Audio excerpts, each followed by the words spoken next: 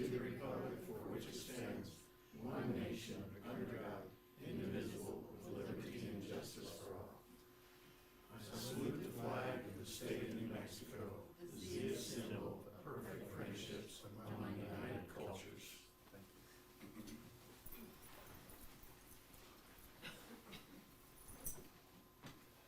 All right, roll call please. Mr. Primrose? Here. Mr. Box? Here. Mrs. Stevenson? Here. Mrs. Gutierrez? Here. Mr. Lafferty?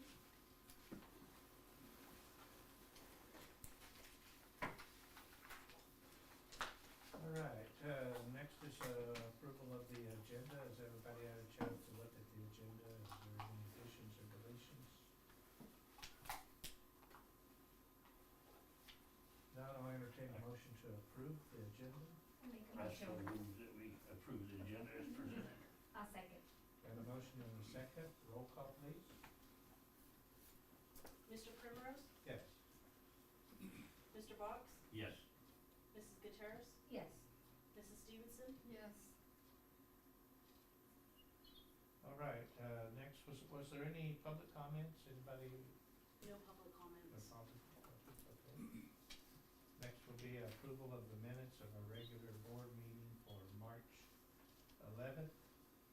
That's a long time ago. I was looking at it and I saw you weren't here and I wasn't here.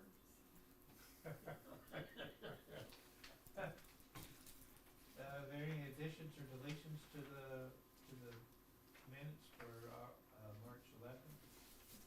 Now I'll entertain a motion to approve. I make a motion we approve the minutes as presented. Second. A motion and a second. Roll call please. Mr. Primrose? Yes. Mr. Box? Yes.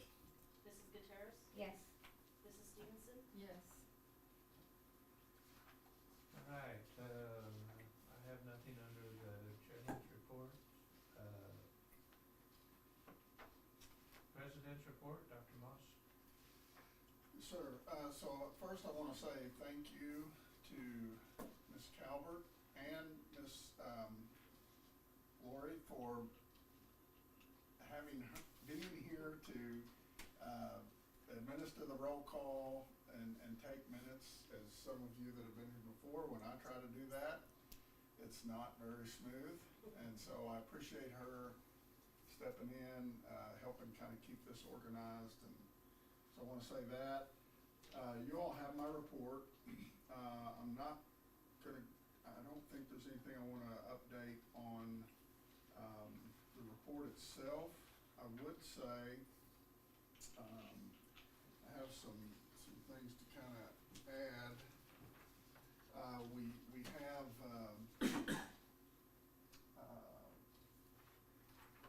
we are bringing in a new custodian Monday. That will be to replace Mr. Rincones, who's moving to the CDO program. And we have another one that we're working to fill, again, a replacement. So we're not adding any new positions. We have 3 students that have qualified, well, not 3. 2 students that have qualified for College National Finals Rodeo in Casper, the 2nd or 3rd week of June. Trace Fullweiler won the bareback for the Grand Canyon region. And also he was 3rd in bull riding, so he goes in both of those events. And Ryder McChesney qualified in saddle bronc. I think he got 4th. So we've got two going this year. That's exciting. Housing.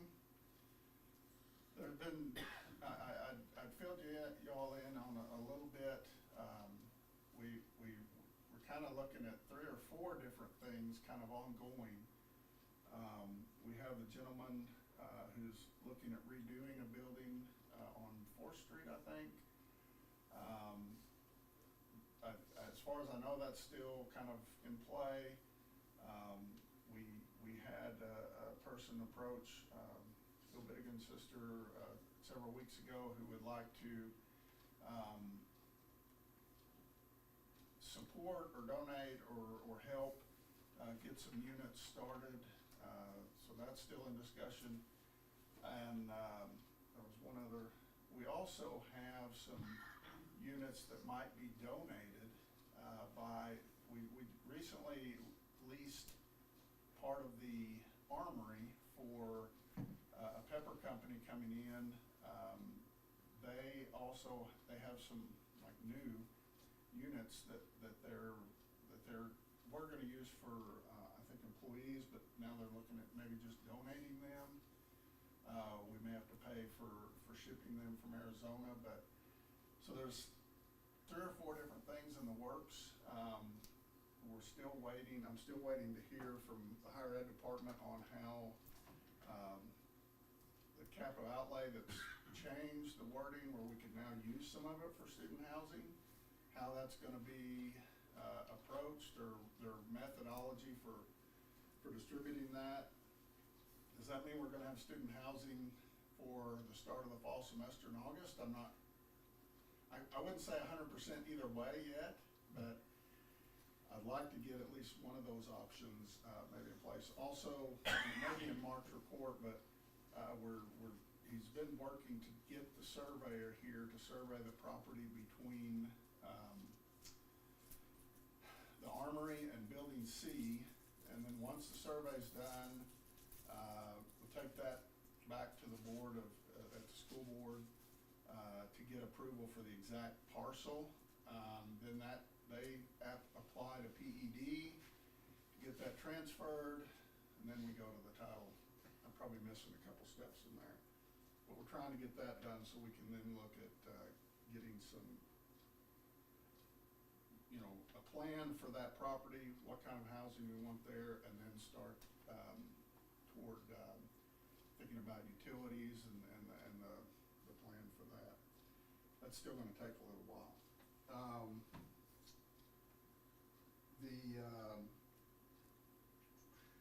Couple reminders coming up in May. We will have the personnel handbook and administrative handbook. Definitely want those approved, or go through the process and approved no later than the June board meeting. My intention is that we get those to you all in May, so that not necessarily approve it in May, but at least no later than June. But we definitely want it where we can post that to our website and then get it distributed before the start of the next fiscal year. I don't have an update on the audit.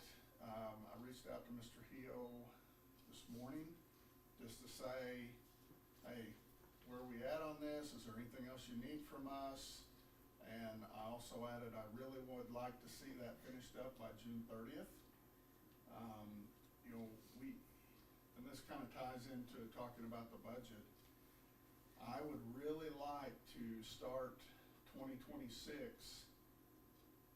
with kind of a fresh start in a sense, but where we're not behind on our audits, we're starting on the 26 audit on time, and then October, November start looking at the budget to get those numbers in place, or we can maybe do a bar October, November. That may be kind of an outlandish dream, but I still kind of got that in mind. That's all I can think of right now. And if you guys have if y'all have any questions, I will do my best to answer them. Any questions for Dr. Moss on his report? Comments? If not, the next item is our bars for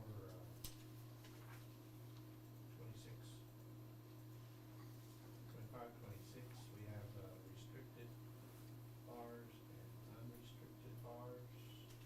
This is to clean up the end of the year. Yeah, basically, and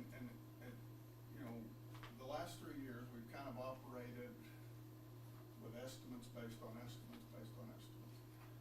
And so what Judy Charmer does, our consulting CFO, is to kind of try to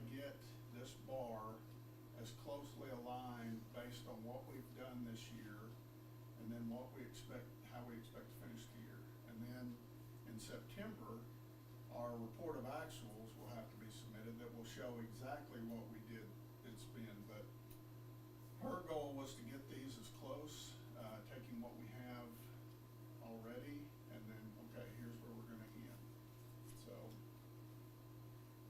and it's a requirement from The only comment I would have is, you know, we discussed in the finance committee about possibly doing this on a quarterly basis instead of annually. You know, whenever you're trying to get your budget up to your actuals, if we do it quarterly, it give us a better, understanding, so instead of doing it once a year. I think HED only requires once a year, but, hopefully next year we can start with quarterly bars so that these numbers won't be. My hope is, you know, by, I don't want Michelle to throw anything at me, but maybe October, November, we could actually, you know, every month, you know, if we can get the budget into Ginzabar where we can see where we're at on each account, cause again, we've kind of been, not saying flying blind, but kinda. Doing the best you can. Yeah, and so we're so close to getting to where we can know exactly where we're at and how does that compare to what we're estimating our revenues, but, and then, yeah, the quarterly, if we could look at that 2 or 3 times through the year, you know, to give all of us a better feeling about where we're at, you know, do we have extra that we could maybe put back, or do we need to watch any discretionary spending? So, yeah. And it gives an explanation of, at the end of each, bar. Is there, any questions on these, budget adjustment for restricted and unrestricted? If not, I'll entertain a motion to approve these bars. I'll move to approve the bars. I'll second. Got a motion and a second, roll call please. Mr. Primrose? Yes. Mr. Box? Yes. Mrs. Gutierrez? Yes. Mrs. Stevenson? Yes.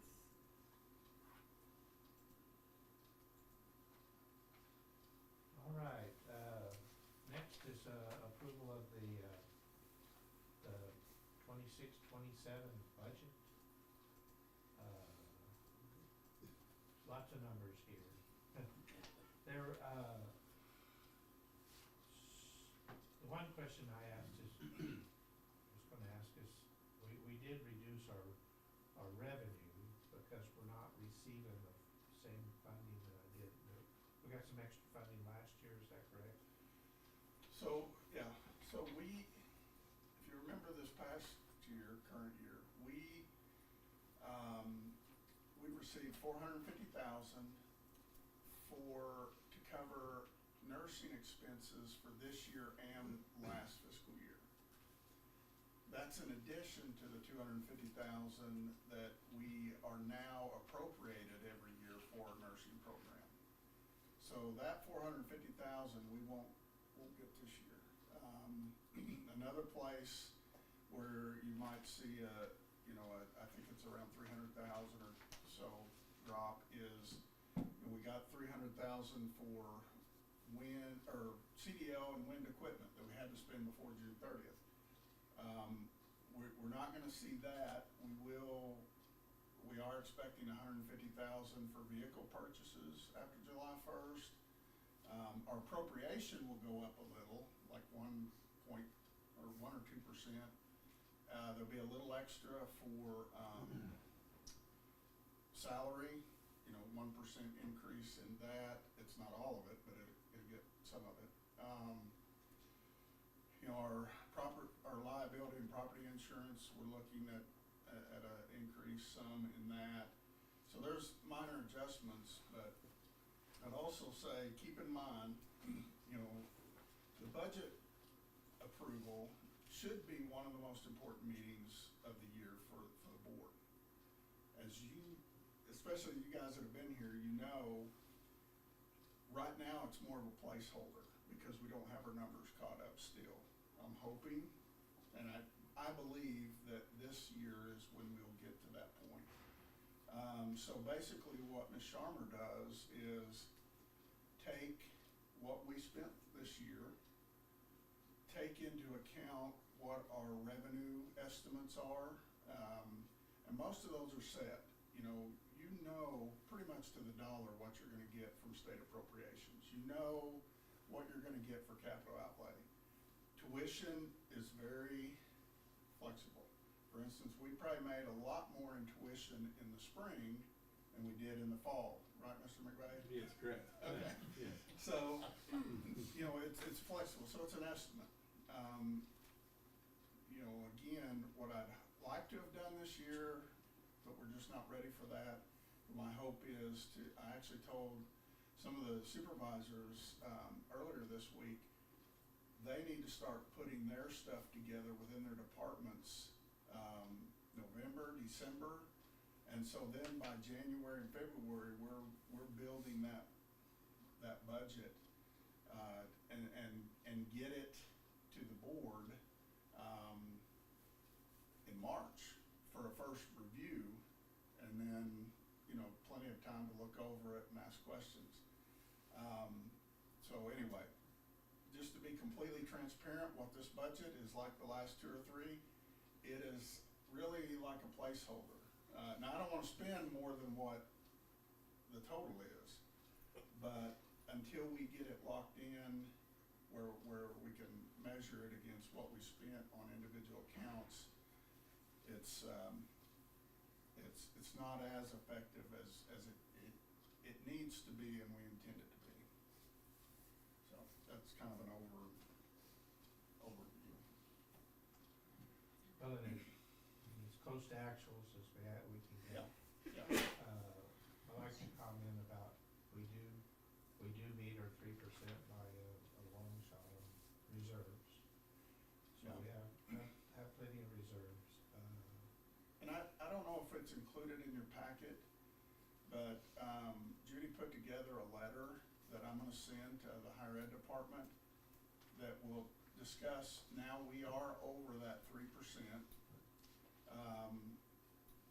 Not every individual fund shows that, but the overall total is we have over that now. So that's another good kind of check mark for us. And I will say also, on the budget, like we talked about, we have received through the nursing appropriation that we were able to get through the legislature, the ERC credit that started with Mr. Box looking at trustees quarterly. We received some of that extra funding that really helped us jump back into financial security. We don't have any of that expected or perspective right now for this coming year. So the budget is this is written really close. I mean, it only comes out like, I can't remember if it was like $40 or $4,000, or it's a small amount, but we're gonna have to watch and really now that we're kind of getting out of the financial distress, how does each program perform? Okay, so I'll give you some examples. Like I've been pulling data, and I'm not going to be the one that keeps doing this, but on different programs, how does our dinosaur museum overall come out for the year? Bookstore, fitness center, athletics, rodeo, golf, esports, and then other programs that we have, Iron Pour, we have Clarendon College come in, just different things like that we haven't had time yet to examine each of those, but we're really gonna have to watch that through this next year to make sure, we don't wanna do some of the things that got us into the mess 3 years ago. So, you know, how much, some of them we're gonna lose money on no matter what, that's pretty much a given, but they have other value to the college. They add to, you know, recruitment or the culture or some things like that. But as we go through this next year, I think we're gonna have to look really close and see, okay, what is, you know, sustaining, what is losing, is it valuable to keep? Because we're gonna, we've been gaining the whole time, and I don't wanna keep going on and on about this, but, we don't have those extra supplements that really push us ahead. So, I'll stop there, and if you guys have any questions after that, let me know. Well, that'd be great to, we could look at each of the individual projects or categories or whatever, and know, once we get our final budget and all of our, journal entries from budgets entered, then we should be able to keep track of that. And let me make sure. We're looking at throwing a whole new mix in there with the housing situation too, right? And I wanna make sure I state something in case, like, the newspaper's listening. I'm not saying we're getting rid of rodeo and the dinosaur museum, you know, those are staples that have been a part of the college a long time. But we'd also use that information to say, okay, can we afford to maybe add this expenditure to this, or do we need to look for a place that maybe we don't need to keep spending money on? So, I'm not saying we're gonna look at cutting everything this year, that's not the goal. The goal is to grow and to expand what we offer. And so we're really gonna have to watch, now that we can look better at the numbers each year, are we using everything as wisely as possible? Yeah. Any other questions for Dr. Moss for the 26-27 budget? If not, I'll entertain a motion to approve. Make a motion to approve the budget as presented. Got a motion and a second. Roll call, please. Mr. Primrose? Yes. Mr. Box? Yes. Mrs. Gutierrez? Yes. Mrs. Stevenson? Yes. All right. Next on the agenda is academic affairs report. Mr. Kaiser? Oh, I- you don't look like. No, Rogaine is awesome. Does some good stuff. I'm Stephen Edwards. I'm the Dean of Instruction. Vice President Kaiser is ill and asked me to present the academic affairs report for him, and so we'll get to hear again from Mr. Kaiser in person next time. For now, let's see. We're page 94, I think, is where. No, yeah. No, there's a lot of numbers up there, and that's not my wheelhouse. So, academic affairs has a number of upcoming events that I'm sure that everyone is interested in and that we'll want to hear some more about. On May 7th, we have the exam cram from 1 o'clock to 5 o'clock in the Great Room. That's an opportunity for students to come in and have a semi-casual study environment. There are also going to be a number of instructors there to assist them if they have essays to finish or tests to study for. Again, in a more laid-back environment, so that students can prepare for finals week, which is also coming up. On May 12th, we have the Honors College presentations from 5 to 6 p.m. in the A building in the Commons area. We want to make sure that the board knows that they're specifically invited to attend that event. May 11th through 14th is finals week. The 15th is our GED celebration from noon to 1:30 p.m., also in the Commons area of A building. May 15th is graduation at 6 p.m. We want to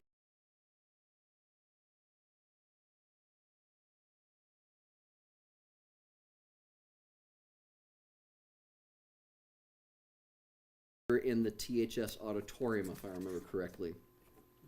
Grades are due May 18th. That's the last day that we have full-time faculty on campus until summer as well.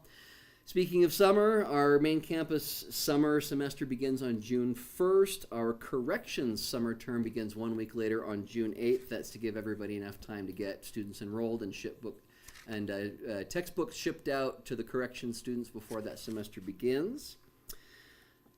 Let's see. So Mr. Kaiser has been attending a lot of Chief Academic Officer training this month. They're working on getting general education and course alignment straightened out across the state, and he's going to pass a lot of that training and support along to faculty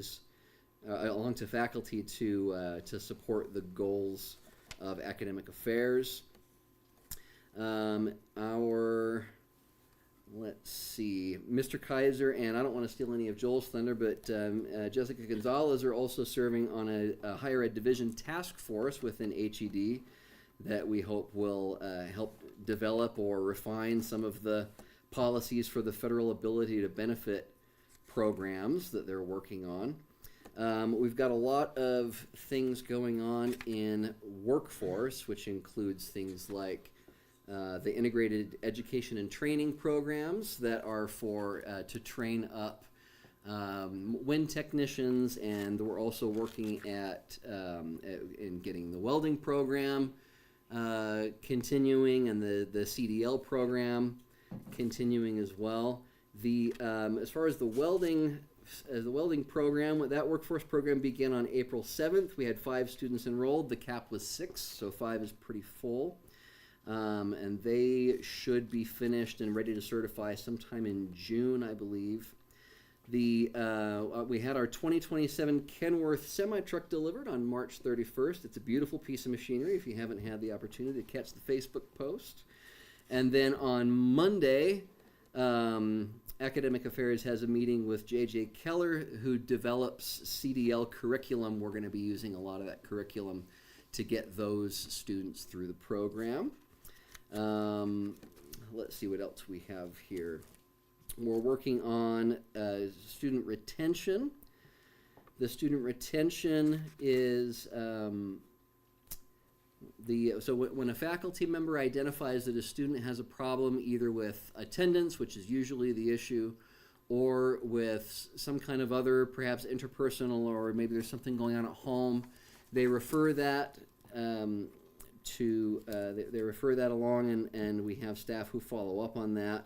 A lot of those are dual enrollment students. And again, I know that when you read the assessment report that the Academic Affairs put out in December, we identified attendance as being one of the main challenges to student success. It remains one of the main challenges to student success, and that's not unique to Mesalands. It's a problem all across higher ed right now, and we're going to be working with Faculty Senate to come up with potential solutions that might help us out with that a little bit. The Educational Services Center has been doing a lot of good work. They're spearheading the honors poster presentation, which is on May 12th at 5 p.m. They have a lot of proctoring to do.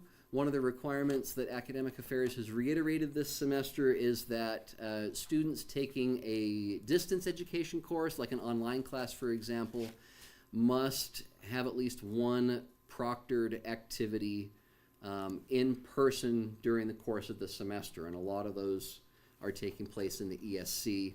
It's getting a lot easier for students to commit academic dishonesty, and this is one of the ways we've identified that we can combat those issues. Let's see. I'm going to save a lot of the adult education stuff so that Dean can cover that, but I do want to highlight that under the library section it says that we received several Ask a Librarian requests. I want to point out that several is actually north of 130. So when a corrections student identifies that they don't have enough materials at their facility to fulfill whatever assignment they're working on, maybe they're writing an essay, or maybe they're putting together a business plan, something like that, they reach out to Nikki Vasquez, our librarian, and ask her to help come up with resources, and then she comes up with those resources and forwards them along to the student.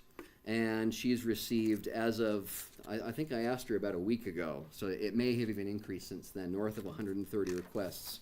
So she's doing a lot of good work supporting the corrections student population. Libraries are almost, I'm gonna emphasize almost, they're not so much as for storing books anymore as they are for research aid and guidance, and Ms. Vasquez is doing a fantastic job with supporting that student research. We've got a lot going on the faculty has been doing a lot with regards to pushing their programs. We want to highlight Mr. Chris Dugan, who's one of our newest professors in business. He is doing a lot with podcasts, and he's had interviews with Channel 10 News in Amarillo talking about AI and alternative energy and things like that. He's been a marvelous PR representative for the faculty and will continue to be so. This is going to be on page 104. Can you scroll down to 104 for me, and we'll highlight the Cowboy Arts stuff that so on, let's see, this would have been the same week that we had, I think this is the week that we had Easter, I think. So this was starting on maybe April 8th. If I'm off by a day or two, I'm sorry about that. But we had 24 students from Clarendon Community College, which is in Clarendon, Texas, which is right there on the 287 between Claude and Memphis. I'm sure you've been there. That we had 24 students from Clarendon Community College come down with some of their instructors, and they took some really interesting spur making courses, and they worked with our farrier professor Paul Leonard on shoeing horses, and some of the examples on the student work that was generated during that week-long program starts on about page 104. They made some spurs, and they made some belt buckles. And all those items were items that they made from scratch during the program. They started with a metal band and wound up with some of the really cool items that you see there. So that's an annual program. We've done that with Clarendon for several years now. I don't even know how many years it's been that they've come down and paid us a visit with a handful of students during the spring semester. We're always glad to have them, and they're always glad to do that. Those are there's a big ranching community out there, and so those students aren't necessarily looking to become accountants. They're looking to go and work back on the ranch when their schooling is done. So all of this is directly relevant and applicable to what they do in their community, and we're happy to have them as often as they want to come down.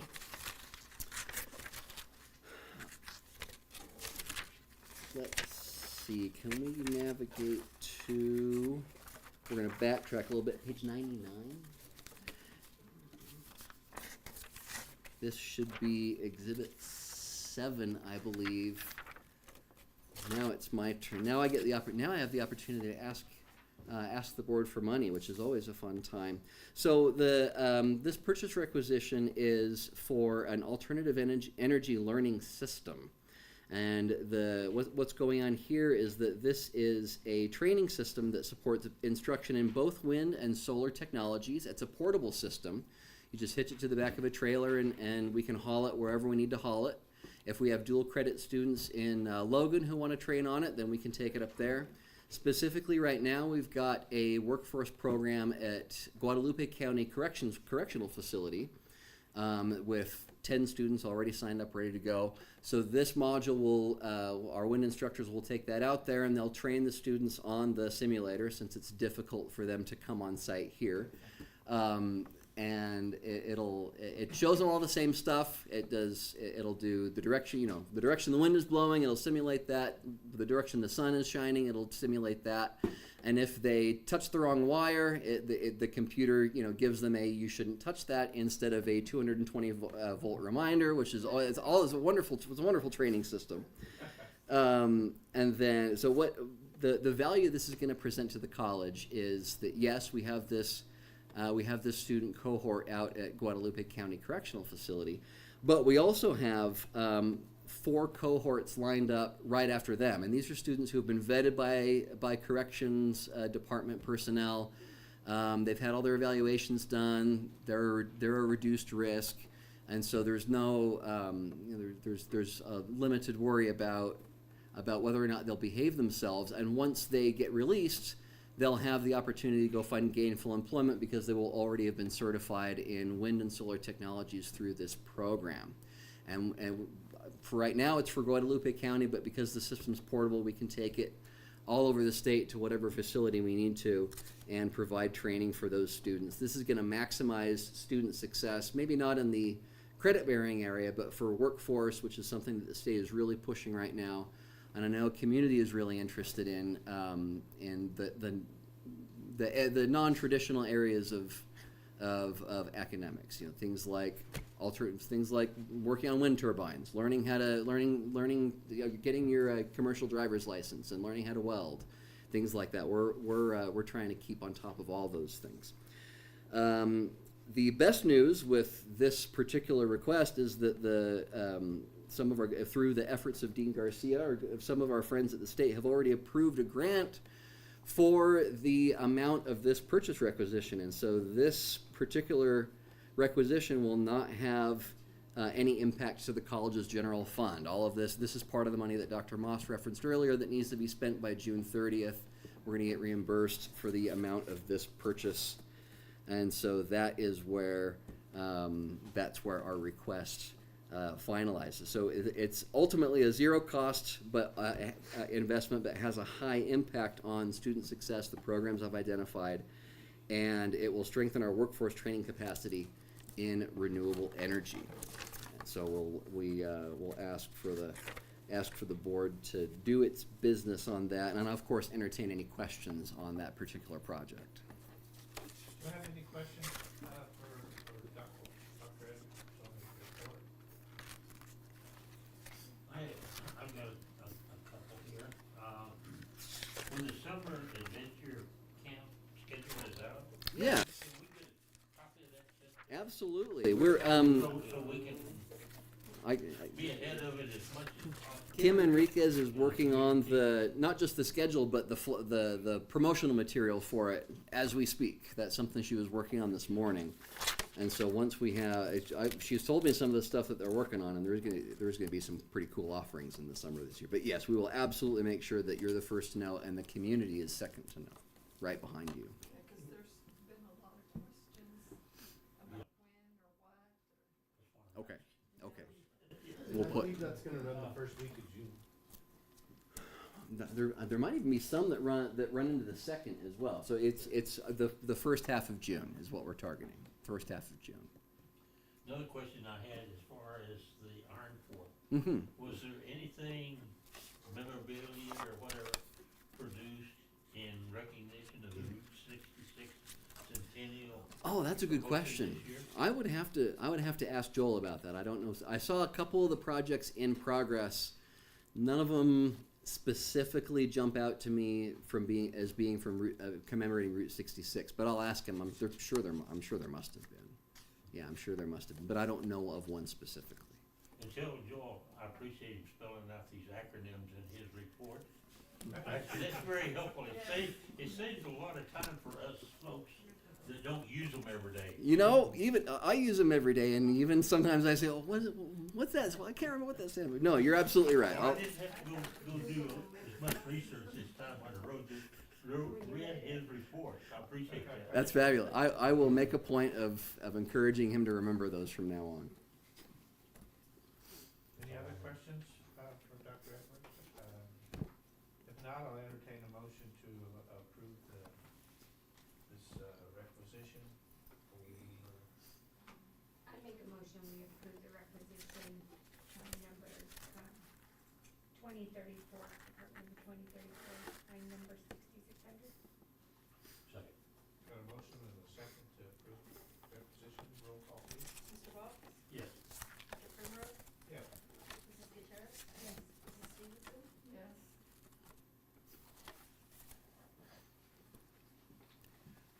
Thank you very much. I don't know if this is a question for you or maybe for Joel, but on the Josh, news yeah. today, I was interested in it, they said that New Mexico, I think they said 32,000 youth are either Right. they're not going to school and they're not looking for a job. Right. Right. Sarah, That there are 32,000. Right. So I've got that is data that I had it here and didn't highlight it, and I knew it would come back and bite me. But there's one of the oh, here it is, Workforce Division of NMICC, the New Mexico Independent Community Colleges. They're called disengaged youth between 16 and 24, and they're neither enrolled in school nor are they working. And a lot of workforce programs, just like the CDL program welding, are targeting that demographic so that we can get them gainful employment, which mom and dad like because they're out of the house, but also it'll be beneficial for them because then they'll be able to go out and create beneficial, productive lives for themselves and for their families. So that is part of our focus. It's a massive number, and I'm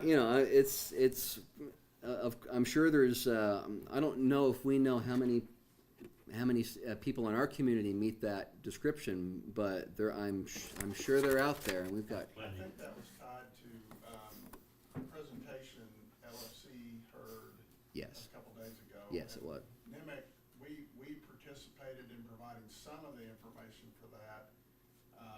Obviously, we didn't do the count, that came from workforce, but it is something that LFC is looking at very strongly. So.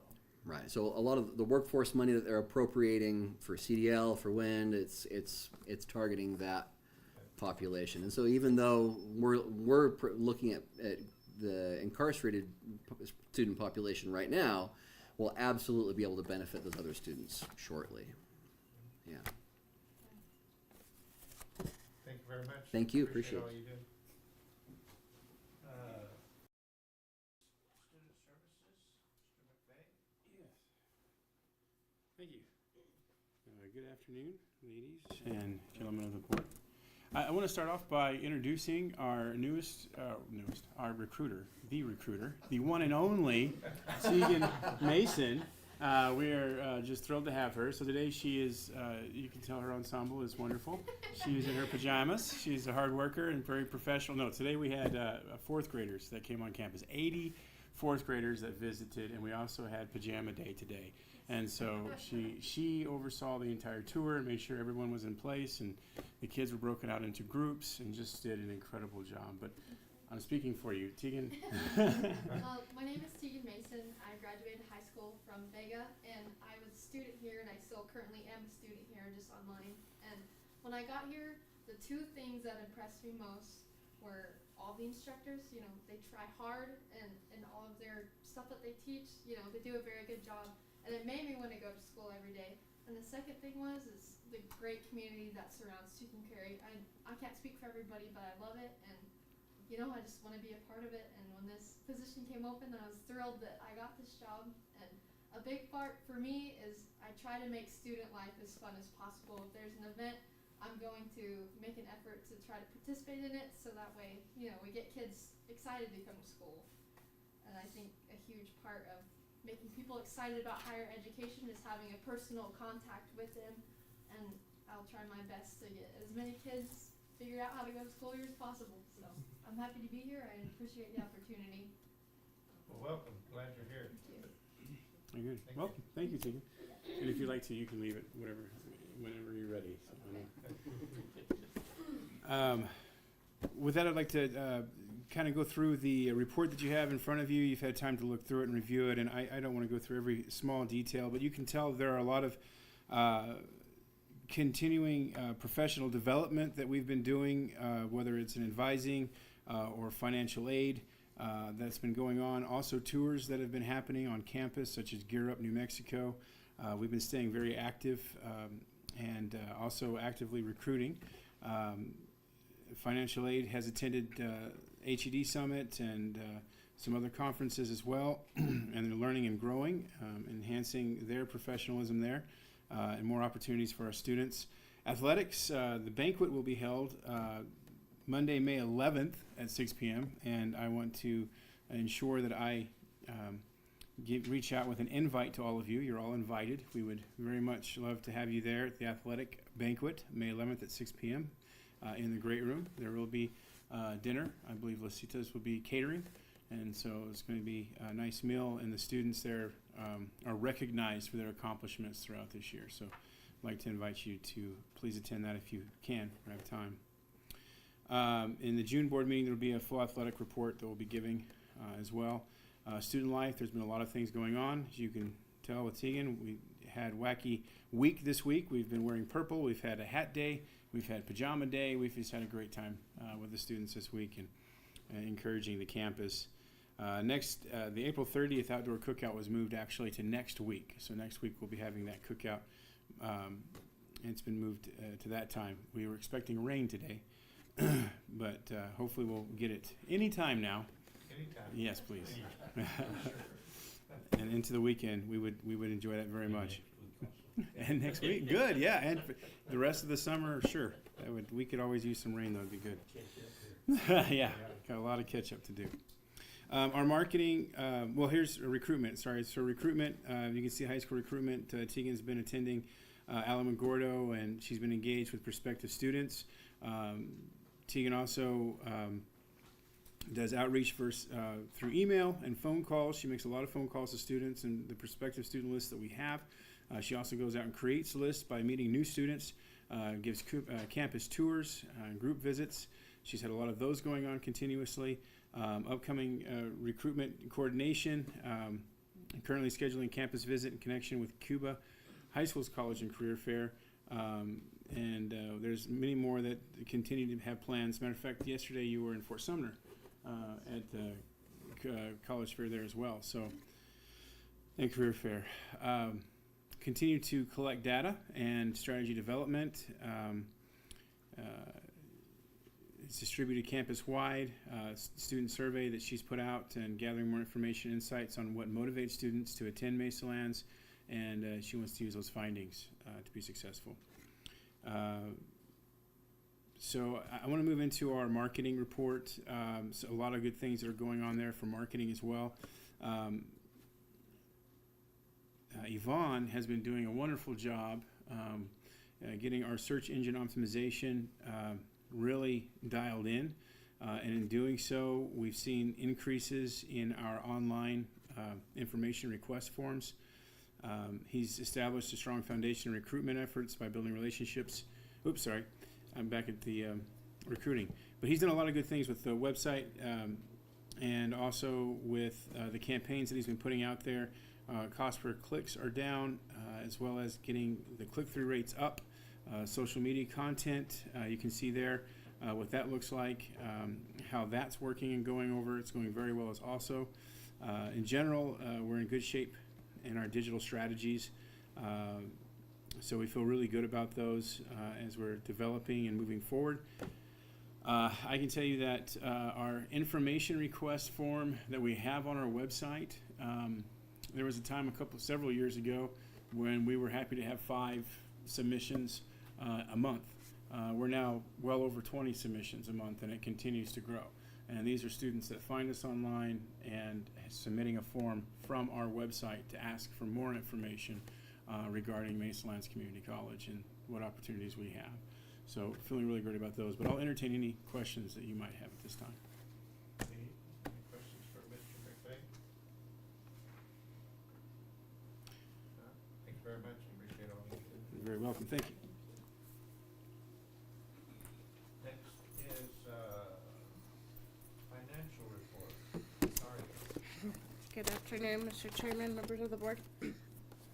I submitted 2 finance reports for you in this month's report because for 2 reasons. One, because we're so far into April, so and the last one you got was for February, and the second one was to show the new CD that was opened up.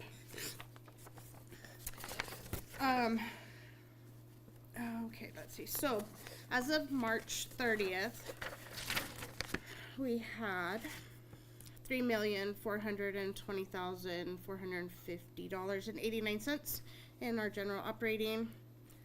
The same amount in payroll that's been remaining in there. Our debit card had $5,851.38. And at that time, Wells Fargo had $211,394.54. We had outstanding checks that have not cleared of $212,565. And a lot of those will be student disbursements. And then we had outstanding invoices that have been received but hadn't been processed in the amount of $18,585.01. And that with the CDs, it left us with a total balance of $3,579,642.81. Let's see. So on the CDs, we've received in interest $16,610.50 for the year to date up to March. Is there any questions on March as of right now?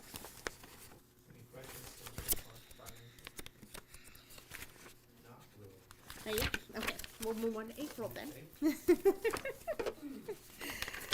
So in April, so this went to April 20th. Our general operating account had $3,517,549.78. Again, the payroll account remained the same. The debit card was $2,864.04. And here's where the difference is. The Wells Fargo account now has $2,618.72 as the new CD was opened up.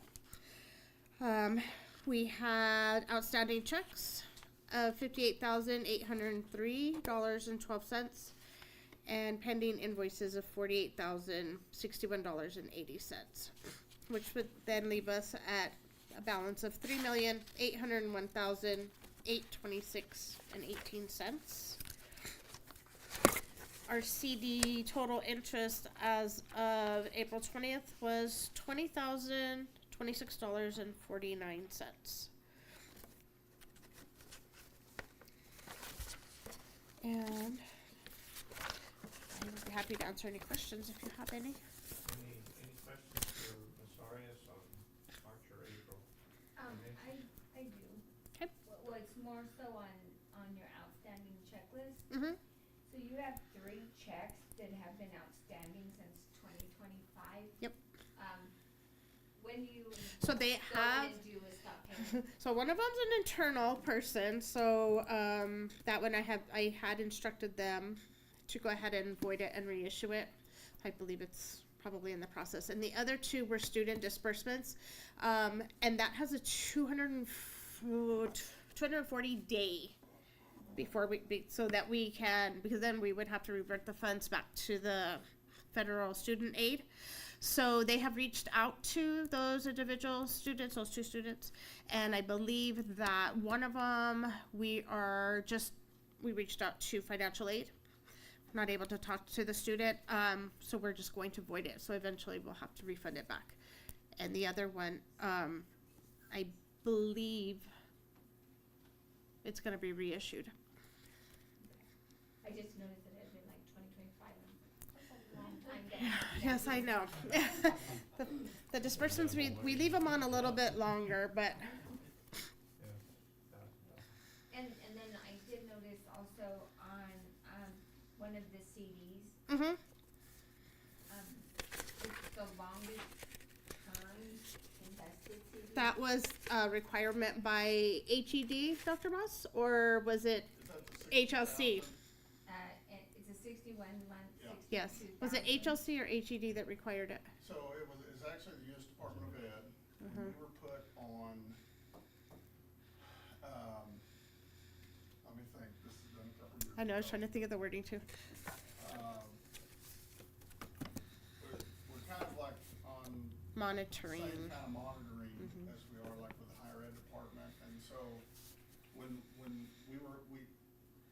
you're put on probation or monitoring, whatever, with the U.S. Department of Ed, there's multiple steps they take. One of those is you have to pay out your financial aid, like Pell and stuff like that, and then get reimbursed.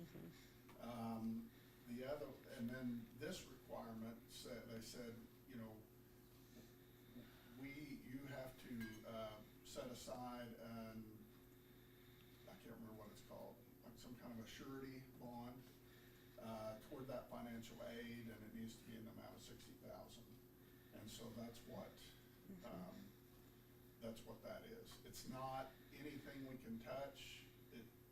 I guess it would fall under restricted, but it's not. I'd have to go back and look at the details on that, but. Well, the only reason why I'm asking is because it's the longest term, and the longest, and the least amount of interest. And we're locked in for such a long time. Yeah. We've had several discussions on that earlier. No, it is, but and actually I worked with the gentleman that was at Nashville Bank and Trust, who's no longer there, working for another bank right now. He's the one that helped us get that set up, and there were some special circumstances tied to that I think is a result of that, but I'd have to go back and, that's been. But we might be able to, now that we got accredited, that we might be able to look at that again.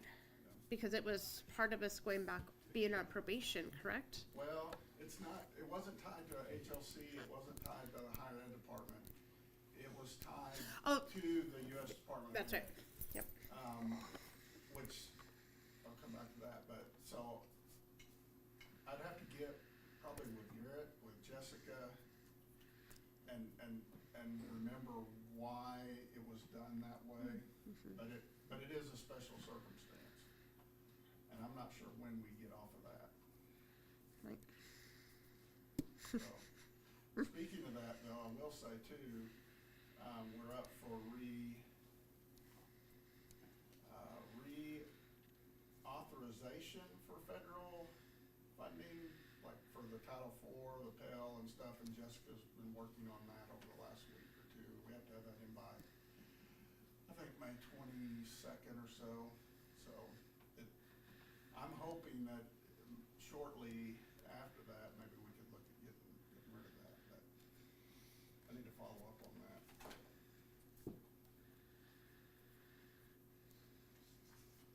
Any other questions? I'll get you some information. It'll take me some digging.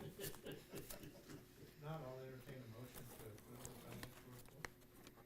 I move we approve the financial report. Got a motion and a second. Roll call, please. Mr. Primrose? Yes. Mr. Fox? Yes. Mrs. Gutierrez? Yes. Mrs. Stevenson? Yes. Thank you. Thank you very much. Appreciate it. Next is Mr. Martinez. Is he? Oh, he's not He's here not here. today. You have his report, just some updates that I can think of.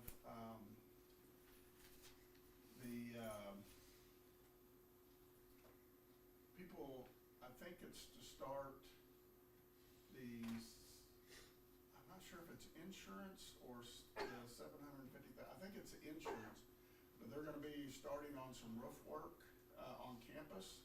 They'll be starting with this building, then they're gonna go to building A right after the semester ends. Chester sent out a reminder to staff on parking and stuff, earlier today. So we're gonna, again, be a busy couple months, getting close to June 30th, but this work will probably even extend beyond that. So I know that was moving today. Another thing I'll throw out there that he was gonna touch on was he's working on the ICIP list. Is that the right letters? Yes. And so, you know, if you all have any thoughts on what we should put on that list, or our capital request that we'll talk about in the May meeting, because that will be due June 1st, I think. You know, some things that are at the top of our list is the remaining funding for repowering the wind turbine. Still waiting on a up-to-date estimate. I'm guessing somewhere between 1 to 2 million.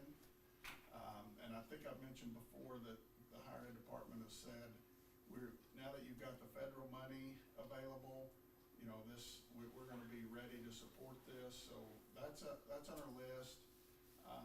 We're also looking at, you know, this year we requested from, kind of the money that Senator Woods and Representative Chatfield have to kind of disperse as they choose, about looking for a new tractor for a rodeo program, one that's big enough to do everything we need. Right now we have to borrow one for a lot of the work out there.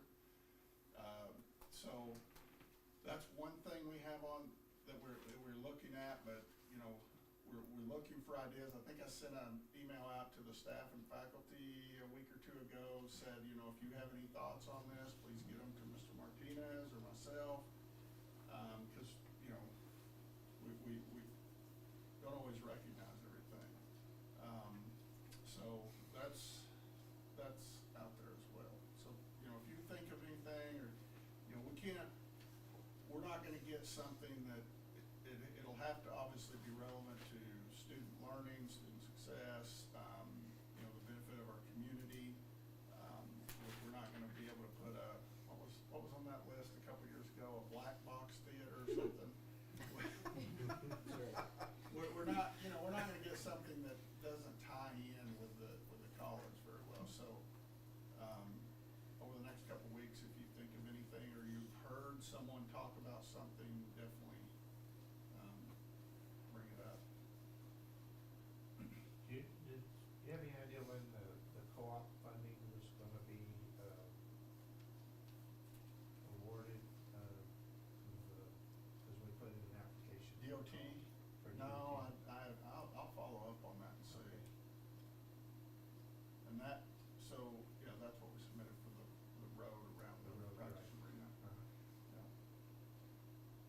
And then, yeah, just an update, we got all the sand in to you know, make those arenas safer, for the practice arena and the, rough stock, and slowly some parts are coming in to, work on other parts of the arena.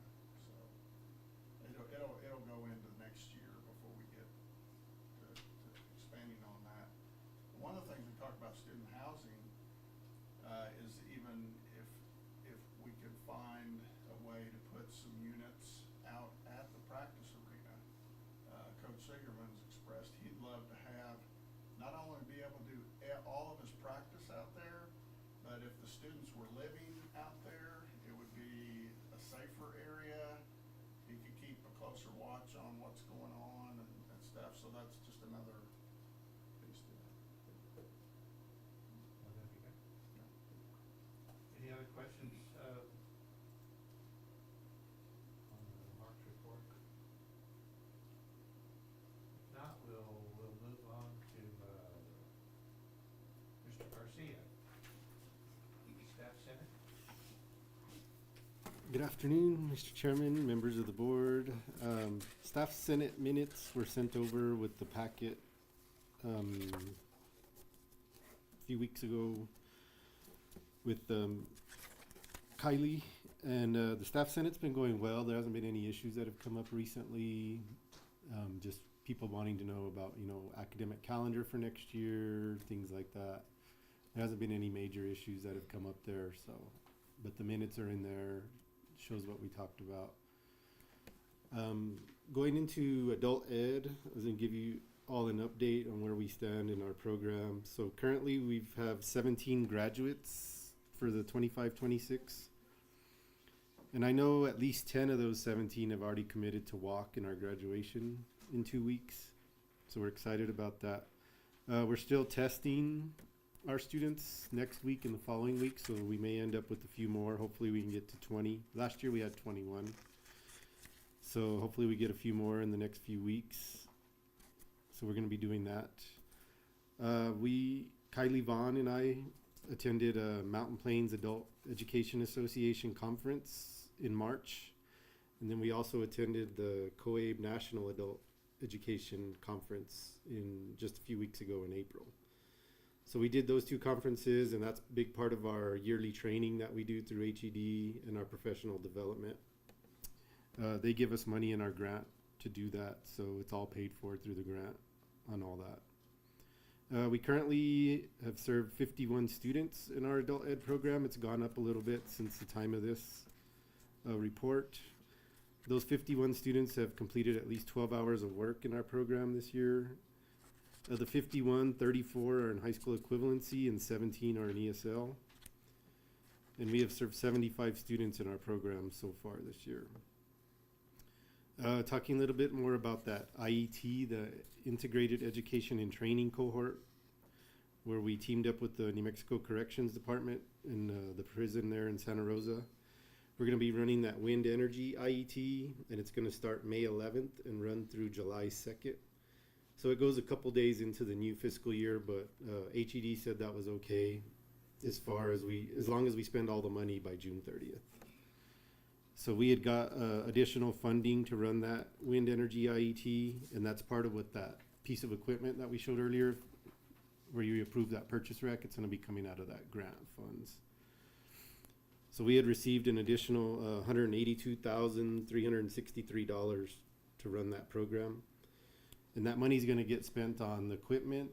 The tuition for those 10 students is going to be over $80,000. That's going to be paid for with the grant. And then we're also going to pay instructor salaries. We're going to have 2 wind instructors going back and forth to Santa Rosa over 8 weeks. And then it's also going to pay for other travel, supplies, everything like that. So we're going to be spending a lot of money in a short amount of time on that grant that we got from HED. And then in Joel's little packet there that he sent, there's also a little write-up about the wind energy technology IET. And it has like the program overview, what the students are going to learn, the type of credentials they're going to earn.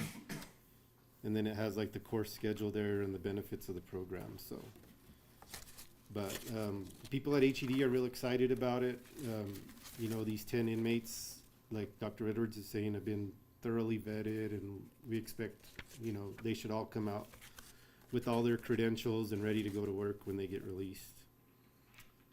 A little bit about our ESL classes. Those are going to continue a little longer this year because we've had the students express an interest. So they're going to go actually till June 18th.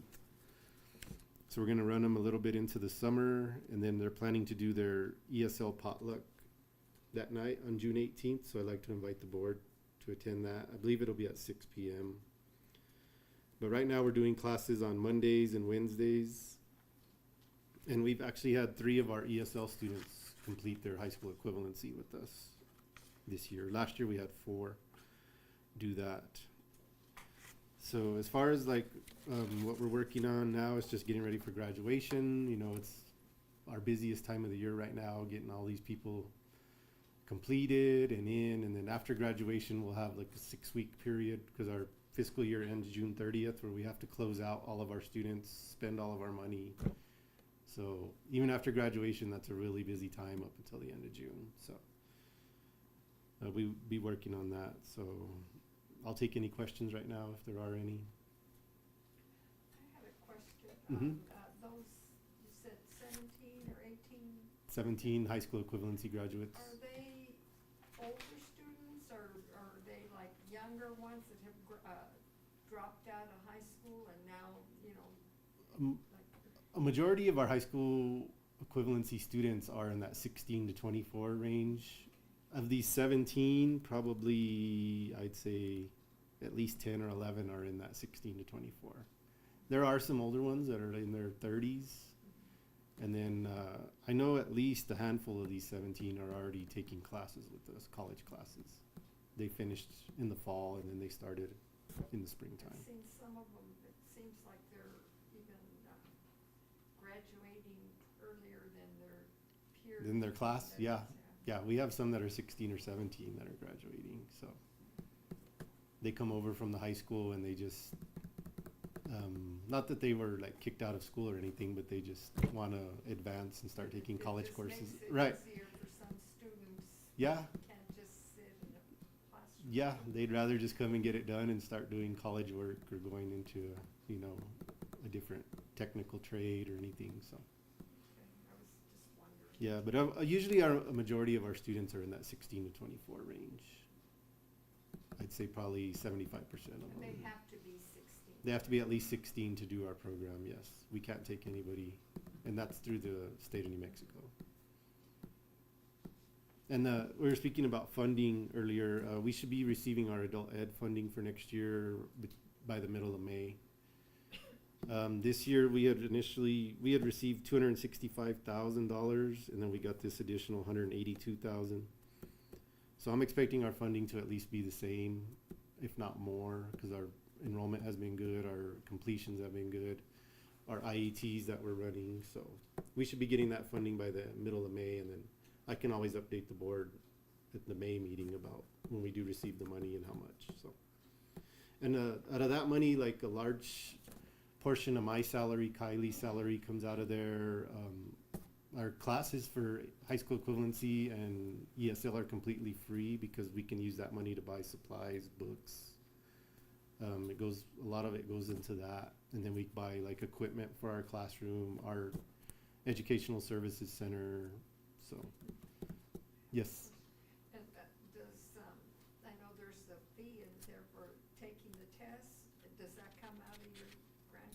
It actually doesn't come out of the grant, but the state of New Mexico has vouchers. So as long as they're enrolled in our program, we have them fill out a voucher. We send it in, and then they'll send us back 5 voucher codes, and then it pays for their tests.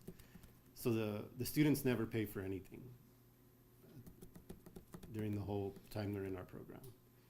Same thing with any of these students that are in IETs, they never pay for anything. It's all paid for through the grant. So that's a big plus of getting in our adult ed program, is it's completely free for the students. Any other questions for Mr. Garcia? Thank you. All right, thank you. Appreciate Mhm. what you do. Yep.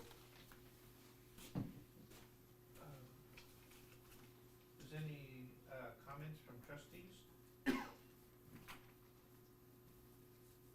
do have an update on the audit. Mr. Hill said she's gonna be here next week, and we'll try to wrap it up, so hopefully we'll get that 25 audit done and breathe a sigh of relief for a little while, about a month and a half.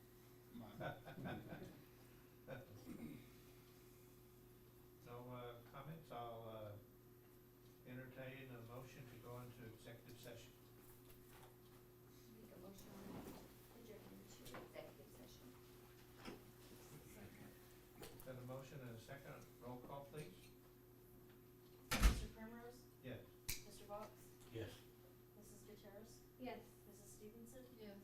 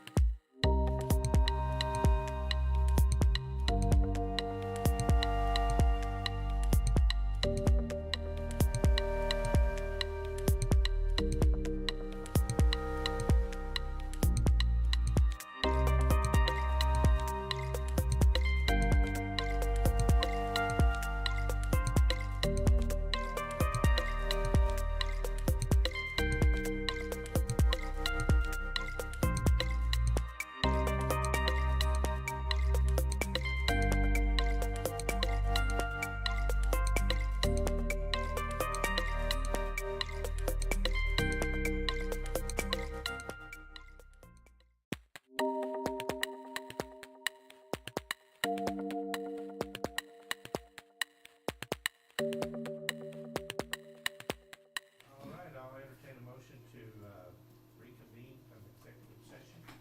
So Roll call, please. Mr. Stevenson? yes. I'm sorry, Mrs. Stevenson, sorry. Sorry, Mrs. Stevenson. Mrs. Gutierrez? Yes. Mr. Box? Yes.